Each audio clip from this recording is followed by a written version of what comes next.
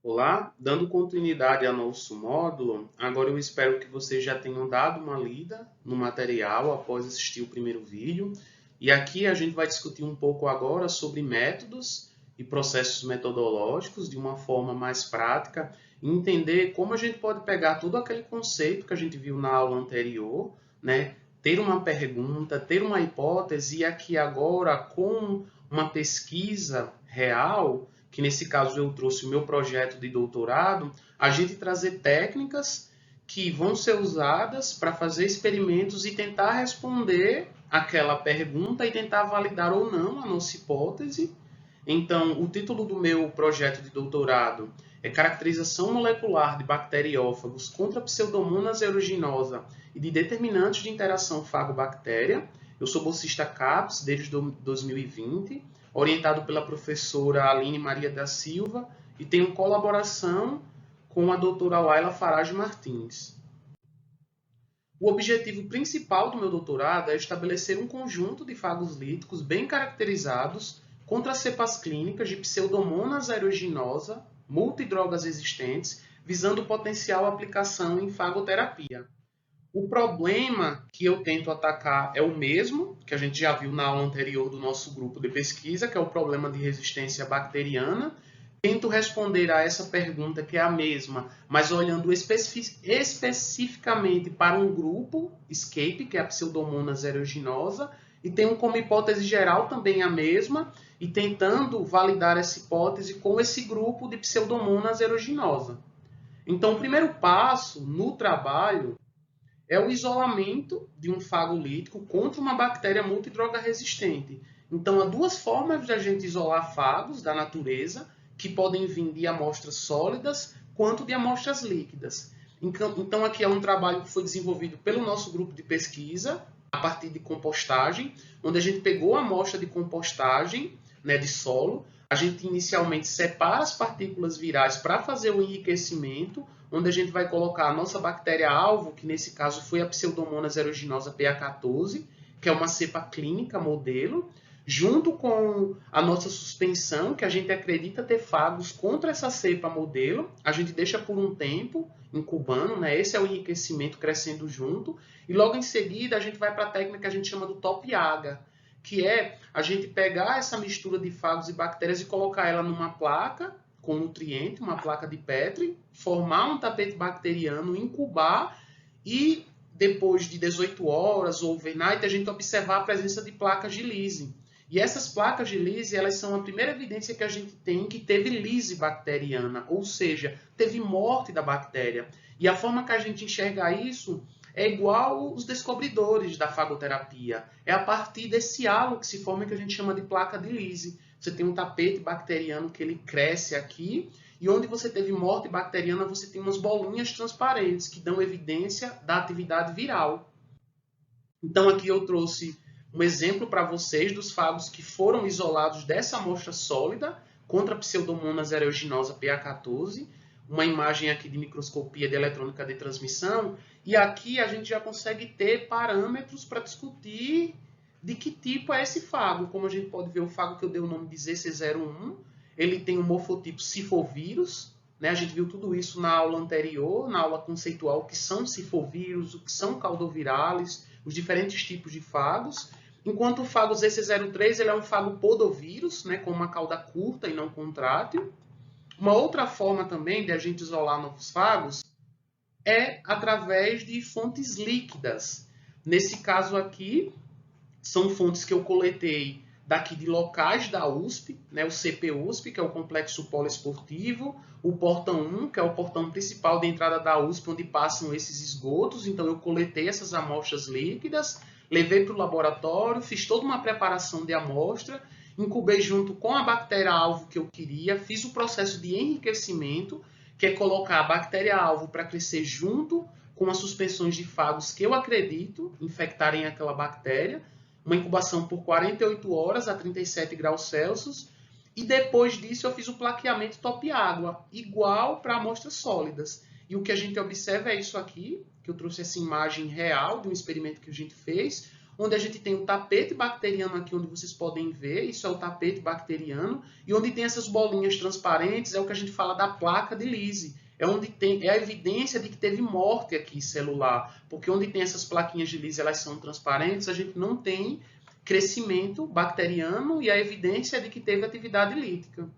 Então, aqui eu trouxe para vocês um exemplo de fagos que foram isolados dessas amostras líquidas. Aqui é o LAF-X, ele possui um morfotipo miovírus, que são fagos com uma cauda longa e contrátil. Esse fago ele pode ter uma cauda contraída. Aqui a gente ainda consegue ver um pouco das suas fibras da cauda. E o fago que eu chamei de CP3X, que é um fago cifovírus, mas ele tem uma peculiaridade dentro dessa família cifovírus, né? É um cifovírus com uma cauda muito longa, né? Ela não é contrátil. Essa dobra que faz é porque ela é tão longa que ela acaba meio que quebrando, né? A gente pode ver aqui que é uma quebra. E mostrando para vocês que a gente pode isolar fagos tanto de amostras sólidas quanto de amostras líquidas de qualquer lugar da natureza, segundo a bactéria-alvo que a gente quer. A próxima etapa, depois do isolamento do fago, é a propagação e purificação desse fago. A gente precisa agora, depois de isolar ele, a gente precisa propagar ele para a gente ter ele em larga escala e de forma pura, em que eu tenha no final um tubo como esse aqui, em que eu tenha só o meu fago de interesse. Então a forma que a gente faz isso pode ser feito tanto em placa, em que a gente cresce o nosso fago junto com a nossa bactéria-alvo. Nesse caso aqui, vocês podem estar se perguntando, mas eu não vejo placas de Lise. Por quê? Tem tanta placas de Lise aqui que elas se fundiram uma com a outra e dá essa aparência aqui de uma quase Lise total, que a gente chama. Tem regiões aqui que vocês podem ver em verde que a bactéria cresce e toda essa região aqui transparente é onde teve atividade lítica, né? Por isso que a gente quer fazer uma propagação, a gente quer que os fagos cresçam muito. E dizer que os fagos estão crescendo é eles se reproduzirem dentro da bactéria e no final matar elas. E a gente faz isso da mesma forma em meio líquido também, usando Elemaia, isso aqui é Elemaia. A gente faz para cada Elemaia cerca de 25 ml e depois a gente junta tudo e tem uma suspensão com fagos. Em que agora, essa suspensão, a gente agora vai fazer vários processos de purificação com ela para a gente eliminar qualquer resquício de bactéria e ficar no final só com fagos, só com partículas virais. Então, o primeiro passo que a gente faz é uma precipitação com o polietileno glicol, que é o PEG, em que ele é responsável por permitir a agregação dessas partículas virais. E depois disso, a gente vai para uma ultracentrifugação em gradiente de cloreto de césio. O que essa técnica faz? Ela vai selecionar as partículas que estão íntegras e que têm o mesmo tamanho. E depois da ultracentrifugação, a gente vai ter essa banda aqui que a gente fala que é a banda de césio, que é uma evidência de que todos os fagos da minha preparação inicial que se manteram íntegros, que se manteram estáveis com o seu DNA, formam essa banda do césio. E aí, no fim, a gente retira os fagos aqui dessa banda e coloca ele numa suspensão salina, em sal mesmo, que pode ser desde soro fisiológico, a magnésio, a cálcio, e a gente usa um tampão, que a gente fala que é o SM, que é um tampão que ele possui todos os sais, e essa é a forma agora de eu estocar o meu fago, garantir que eu consegui isolar, propagar e purificar esse fago, e a partir daí agora é o início do trabalho de caracterização. Então pensem que a primeira etapa do trabalho é ter a bactéria bem caracterizada, saber quem ela é. O segundo passo agora é ir atrás de fagos contra essa bactéria. Depois a gente purifica esses fagos para garantir que a gente vai ter eles para trabalhar a longo prazo. E com isso a gente vai para a próxima etapa agora, que é a caracterização. Então eu trouxe aqui um exemplo para vocês de um projeto que a gente chama no nosso laboratório de Phage Hunter, que é tentar isolar o maior número de fagos possíveis contra o maior número de bactérias multidrogas resistentes possíveis. E aqui é um pequeno panorama da coleção que a gente tem atualmente de fagos puros, bem caracterizados, como vocês podem ver, de diferentes famílias. Então, a próxima etapa, quando a gente purifica esse fago, é olhar ele agora em microscópio eletrônico de transmissão. Então, como vocês podem ver, a função do microscópio eletrônico de transmissão é trazer um poder de resolução, para a gente conseguir ver aquilo que a gente não enxerga a olho nu. A olho nu a gente tem uma escala de mais ou menos 1 milímetro, né, do ser humano, né, organismos macroscópicos, multicelulares, um coração humano, um órgão formado por diferentes células, né, que formam um tecido e em conjunto vão formar um órgão, até uma formiga, que é um indivíduo pequeno também, que a gente consegue enxergar a olho nu. Passando dessa escala, indo para uma escala mais microscópia, mais em micrômetro, a gente já usa um microscópio de luz clássico, em que a gente vê um fio de cabelo, células do sangue, até bactérias. Mas o microscópio de luz ele tem uma limitação, porque coisas na escala agora de nanômetros, como vírus, fagos, proteínas, pequenas moléculas, a gente precisou desenvolver agora um microscópio eletrônico de transmissão ou de varredura. Então, com o microscópio eletrônico de transmissão é onde a gente consegue ver a nossa partícula viral. Então, a gente vai para uma primeira preparação, que é o que a gente fala do negative stain, que a gente tem as nossas grids, a gente pega a nossa amostra lá pura de césio, pinga ela aqui, depois faz um ciclo de lavagens, cora e seca, lava, seca, cora e seca, e depois disso a gente pega a nossa grid e insere ela dentro do microscópio eletrônico de transmissão para a coleta de imagens. Depois que a gente tem a coleta de imagens, a gente tem a análise de dados, que é a partir daí olhar aquilo que a gente viu na nossa amostra e discutir o que vai ser. Então, o que a gente espera ver no final da nossa análise e no final, né, dessa primeira caracterização através de microscopia eletrônica de transmissão é isso. É que no microscópio a gente consiga ver essas imagens de fagos íntegros, né, com o genoma aqui todo encapsulado, né, viáveis para a infecção, e a partir disso aqui a gente já tem uma primeira classificação, que é o morfotipo, como a gente viu na aula anterior. É a primeira forma da gente classificar os fagos segundo o seu morfotipo. A segunda é a partir do material genético que eles carregam. Então, para isso, a gente usa o sequenciamento de DNA, usando o Illumina MySeq, que é feito aqui no CATG, que é um centro que a gente tem aqui no nosso Instituto de Química, em colaboração com a chefe desse centro, que é a doutora Laila Farage. Então, o sequenciamento Illumina, ele é um dos métodos mais utilizados atualmente para fazer sequenciamento de genomas que a gente quiser fazer. Ele tem uma vantagem de que cada nucleotídeo ele é marcado com um fluoróforo diferente. E esse fluoróforo ele vai servir para ele emitir um sinal e o aparelho identificar que tipo de nucleotídeo é aquele. E no final dar a nossa sequência de nucleotídeos e com isso a gente conseguir ter a nossa sequência final de DNA para a partir daí fazer várias análises com esse nosso fago. Então a fluorescência ela é detectada dentro desse aparelho a partir de cada nucleotídeo incorporado. No material de apoio, vocês vão encontrar uma distinção maior sobre como é o sequenciamento Illumina e todas essas metodologias que a gente está falando aqui. Então, aqui eu vou trazer algo mais superficial, tendo em vista que vocês já leram esses materiais e para gerar uma discussão posterior a essas aulas. Então, antes de o DNA ir para o aparelho, a gente precisa extrair esse DNA. No caso de fagos, não, ainda não existe, então a gente tem que usar um método clássico que a gente aperfeiçoa para a biologia de fagos, que é o que a gente chama de fenolclorofórmio. Que a primeira etapa é, imagine a suspensão de fagos que a gente tem aqui, que saiu do gradiente de cloreto de césio e está em salina. A gente adiciona uma proteinase K, que é uma protease, que ela é responsável por quebrar as proteínas do cabecídeo e liberar o DNA do fago. Depois que a gente tem esse DNA do fago, a gente faz uma lavagem inicial, o spin é uma centrifugação.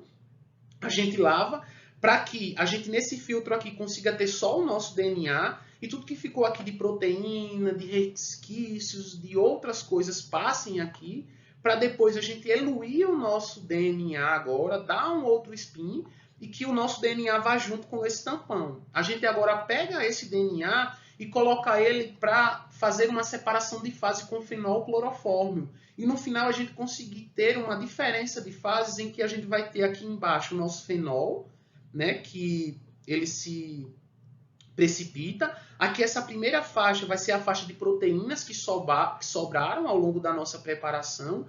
E aqui em cima a gente tem o DNA. Uma evidência que a gente tem na bancada de forma prática é que o DNA ele fica parecendo um algodão, né? Então isso deixa a gente feliz no final dessa técnica, quando a gente vê essa separação de fase que eu trouxe para vocês aqui, uma imagem de uma preparação real. Então depois que a gente tem o nosso DNA, né, que a gente fez na etapa 1, extraiu ele com fenolclorofórmio, a próxima etapa agora é a preparação da biblioteca. O que a gente vai fazer? A gente vai pegar esse nosso DNA, fragmentar ele e a gente vai ligar adaptadores. E esses adaptadores eles vão ser responsáveis por o aparelho de sequenciamento conseguir reconhecer o nosso fragmento. Porque esses adaptadores eles vão se ligar na célula do aparelho, né? E o aparelho vai conseguir agora incorporar nucleotídeos inicialmente a partir desses adaptadores, para quando chegar nos nucleotídeos, que são fragmentos do nosso genoma, eles conseguirem serem lidos e marcados. E depois disso que a gente prepara a nossa biblioteca, vem para o nosso aparelho, faz o nosso sequenciamento, a gente tem agora um arquivo que a gente chama de FASTQ, que é um arquivo onde tem todos os fragmentos que foram sequenciados, e a partir de análise de bioinformática agora, a gente vai fazendo alinhamentos, que é fazer sobreposições desses fragmentos que foram sequenciados, para no final a gente conseguir ter a sequência final e o genoma final do nosso fago. E aí essa é uma representação de como é um genoma de um fago sequenciado que eu trouxe para vocês aqui do LAF-X. E com isso agora a gente tem agora mais informação sobre esse novo fago. A gente agora tem a imagem em microscopia eletrônica, como a gente vê ele, e agora a gente tem informação genética que a gente pode comparar e usar isso para classificar os nossos fagos, ver a informação genética que tem neles e a partir daí já ter um parâmetro se esses fagos vão ser bons ou não para a fagoterapia. Por quê? Aqui eu trouxe para vocês o LAF-X. Ele tem um genoma de cerca de 94 mil pares de base. E, por exemplo, a gente encontrou aqui em verde a proteína que a gente chama de endolisina, que é uma proteína marcadora de fagos de ciclo lítico. Então, todo fago de ciclo lítico, como eu falei na aula anterior, que são fagos que têm uma relevância para a fagoterapia, eles possuem essa endolisina ou lina. O LAF-X ele não possui integrase. Fagos que têm ciclo lisogênico, a gente vê uma integrase no genoma deles. Então já é um sinal de que o LAF-X ele é um fago estritamente lítico. Então aqui é uma análise genômica que a gente faz.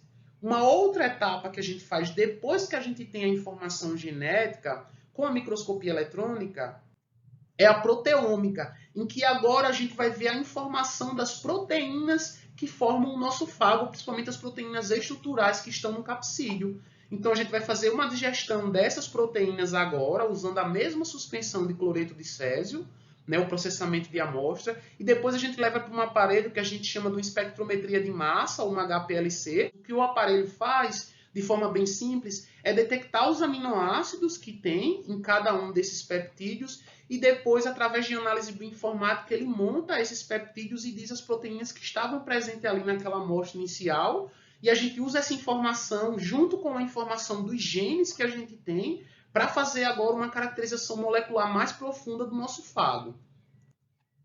Um outro tipo de experimento que a gente tem que fazer é a curva de crescimento de uma etapa, que é uma experimentação mais microbiológica, que ela nos diz o ciclo de vida do nosso fago de forma matemática. A gente agora vai saber no final desse experimento quantos fagos são produzidos por célula bacteriana, a gente vai ter um parâmetro. Qual é o tempo que esse fago leva para produzir suas partículas virais e o tempo que ele leva também para matar a bactéria. E todos esses resultados vão ser parâmetros fundamentais para quando a gente for para a clínica. Então, de formas bem simples, a gente sabe quanto de fago a gente tem antes de começar o nosso experimento e quanto de bactéria.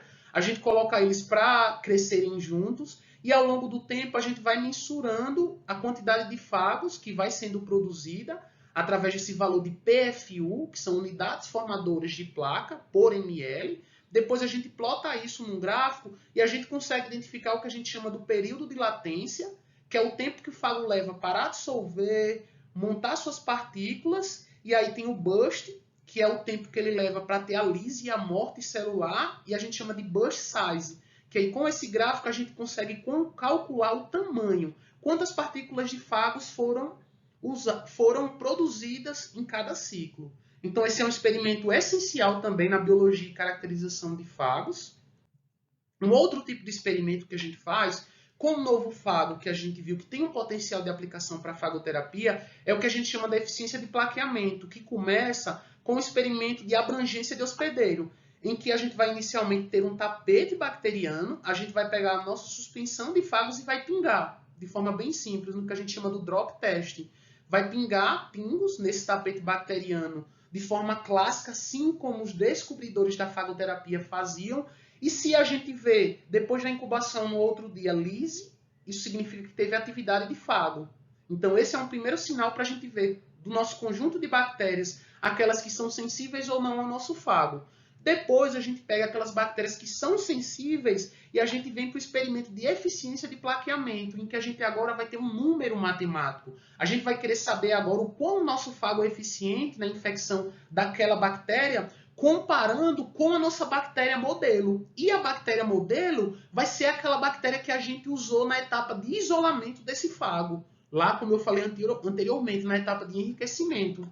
Então, a gente vai incubar o nosso fago junto com a nossa bactéria, vai plaquear overnight, e no outro dia a gente vai contar o número de placas de Lise, que são expressos em unidades formadoras de placa. E a gente vai comparar quantas placas foram formadas nessa bactéria, que a gente quer saber, com a bactéria-alvo, modelo, que a gente dá o número de 100%. Então, o número de placas que são formadas ali é 100%, e o número de placas que irão ser formados aqui é o valor de comparação que a gente vai fazer, tendo em vista que a gente vai colocar o mesmo número de fagos, tanto na bactéria modelo quanto na nossa bactéria que a gente quer testar. E com isso a gente já tem um parâmetro de quão específico o nosso fago é.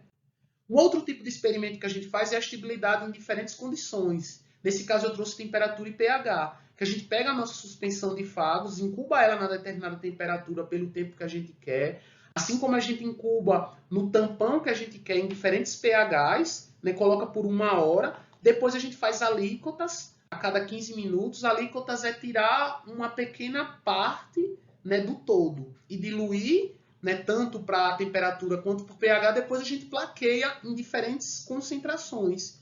E aí a gente expressa os resultados sempre em PFU e compara com o nosso controle, que é a nossa suspensão inicial. Aqui eu tinha, vamos supor, 100 fagos. Eu coloco esses 100 fagos aqui em cubo. Depois eu faço uma diluição seriada, tanto aqui quanto aqui, e eu conto o número de fagos que ficou aqui. E eu vejo se restou os 100 fagos aqui ou quantos foram perdidos. E aí eu faço uma comparação. Um outro tipo de experimento que é essencial é a avaliação do potencial, né, em modelo animal, que a gente usa atualmente o modelo de Galéria melonella, que é essa larva, né, essa mariposa que infecta apiários, e é responsável para a gente ter parâmetros aqui de infecção e ver se o nosso fago também é efetivo agora em vivo. Porque muitas vezes a gente vê uma efetividade de infecção experimental in vitro e a gente não vê isso em vivo. E o porquê por trás disso é porque in vitro a gente tem condições controladas de temperatura, de pH, de meio. A gente tem toda ali uma condição altamente estéril que permite a bactéria crescer. E vocês vão concordar comigo que em vivo, né, no mundo real, não é assim. O mundo é caótico. Vão existir outras bactérias, outros vírus que vão competir por nutrientes. Nem sempre a gente tem tanto nutriente disponível. Então, é uma etapa essencial também num fago que passa por toda essa caracterização microbiológica, bioquímica, de biologia molecular, de biologia estrutural, e ele é aprovado. E agora a gente ir para o modelo animal, que é validar experimentalmente se isso ocorre em vivo também. E por último, e não menos importante, é a gente avaliar a interação fago-bactéria, que aqui eu trouxe um exemplo em um experimento que a gente faz de ver interação de adsorção por microscopia eletrônica de transmissão. Hoje existe um equipamento muito mais aperfeiçoado que eu não estou trazendo aqui no curso, mas também que a gente trabalha, que é a criomicroscopia, em que nela a gente consegue ver essa interação com muito mais detalhes subatômico. Então, aqui para vocês verem, né, o fago interagindo na superfície bacteriana, isso já nos dá pistas do receptor da superfície bacteriana, e também quando a gente olha para o genoma do fago, para a proteômica, e faz uma análise integrada, a gente também consegue ter pistas de qual vai ser o receptor, qual vai ser a proteína que vai se ligar a esse receptor na superfície bacteriana. E tudo isso também nos dá estratégias para fazer um outro tipo de caracterização que é bem mais profunda, né, no estudo de bacteriófagos, que é entender essa relação parasita-hospedeiro. Então, o que a gente viu aqui ao longo, né, dessa parte da aula de processos e métodos é que a caracterização de bacteriófagos líticos visando a aplicação em fagoterapia basicamente envolve esses métodos aqui que a gente viu. Primeiro, a gente precisa ter estritamente a nossa célula bacteriana, a gente precisa saber quem ela é, ter a caracterização dela, né, cultivar ela em laboratório. Depois a gente tem que ter a nossa amostra de fagos bem preparada, limpa, onde a gente nela tenha só fagos que a gente acredita em serem contra essa célula bacteriana. A gente faz o enriquecimento fago-bactéria. Em seguida, após esse enriquecimento, a gente vê os fagos que absorveram, infectaram, e aí ocorre o isolamento. Depois do isolamento, a gente tem a purificação desses fagos. E aí, com esses fagos purificados, a gente vai agora para toda a caracterização, que no final vai fazer a gente validar esse fago ou não para fagoterapia, que é visualizar em microscópio eletrônico de transmissão e já ter um parâmetro do morfotipo desse fago, fazer o sequenciamento por Illumina mais Sequem e já ter agora uma análise mais molecular de informação genética desse fago. Com a proteômica, a gente agora tem uma informação das proteínas estruturais desse fago. A curva de crescimento dá parâmetros microbiológicos acerca do ciclo de vida do nosso fago. A eficiência de plaqueamento nos diz o quão esse fago é eficiente na infecção em diferentes cepas clínicas, multidrogas existentes. A estabilidade em diferentes condições físico-químicas, ela vai responder para a gente se esse fago ele é estável ou não, naquela condição que a gente quer tratar. Porque ele precisa ser estável também. Porque imagine, se esse fago não é estável em determinadas condições, muitas vezes ele pode ser um fago ótimo para aplicação em fagoterapia, mas se eu não consigo manter ele viável numa solução fisiológica, por exemplo, eu não vou conseguir tratar ele lá no final.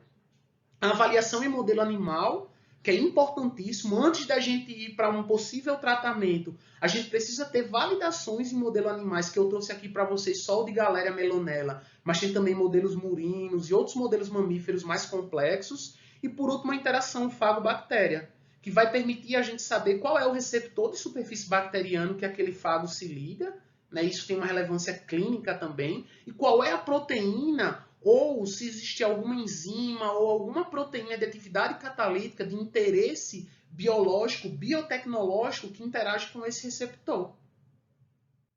Vocês vão pegar todo esse conhecimento que a gente viu ao longo do módulo, desde a primeira aula introdutória, até o material de apoio, onde tudo foi lido e estudado, os vídeos de apoio que eu coloquei, e aplicar tudo isso agora de forma prática na atividade do H5P, em que o objetivo principal dessa atividade é vocês isolarem e caracterizarem um bacteriófago lítico contra uma cepa multidroga resistente, visando essa aplicação em fagoterapia. A pergunta problema que vocês vão tentar responder, né, nessa atividade é: o fago isolado e caracterizado, ele tem um potencial de aplicação em fagoterapia? E aí vocês vão justificar a partir dos experimentos que foram feitos usando essas três metodologias, que é a visualização da partícula do fago em microscopia eletrônica de transmissão, junto com o sequenciamento do DNA, que vai dar um parâmetro de quem é esse fago, né, a classificação mais clássica para esse nosso fago, e a abrangência de hospedeiro, e ver quais são as cepas dentro do nosso banco de bactérias multidrogas existentes que esse fago ele infecta. Então eu espero que vocês tenham gostado, e agora a gente se encontra de forma síncrona à tarde, no link que está aí também na plataforma do Google Meetings, e qualquer dúvida, qualquer discussão agora, a oportunidade vai ser à tarde, onde vai ser bem legal a nossa discussão. Espero que gostem e boa atividade.